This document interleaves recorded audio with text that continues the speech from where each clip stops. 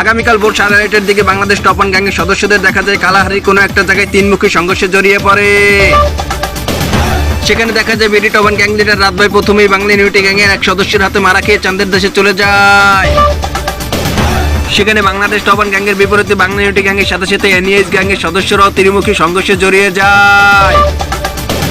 তবে নিজেদের গ্যাং লিডারকে হারানোর পরে বাংলাদেশ টপন গ্যাংয়ের সদস্যরা অনেকটা ক্ষিপ্ত হয়ে ওঠে।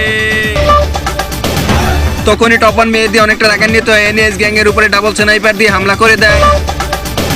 টপন মেহেদীর ছোড়া স্নাইপারের বুলেটগুলো সোজা গিয়ে এনিমির গায়ে না লেগে কান এবং নাক ঘেঁষে বেরিয়ে যায়। কিন্তু সেদিকের এনিমির গায়ে একটি শটও লাগাতে না পেরে পরবর্তীতে বাংলা ইউনিটি গ্যাংয়ের উপরে আক্রমণ করে দেয়।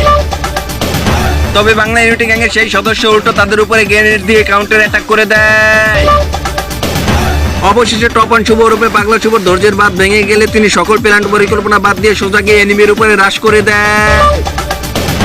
সেখানে গিয়ে তিনি প্রথম শত্রুপক্ষকে চাঁদের দেশে পাঠিয়ে দিয়ে দ্বিতীয় শত্রুপক্ষের দিকে এগিয়ে যায় এবং তাকেও চাঁদের দেশে পাঠানোর মাধ্যমে দীর্ঘদিন পরে অবশেষে তারা সেই কাঙ্ক্ষিত বুয়েটটি অর্জন করে নেয়।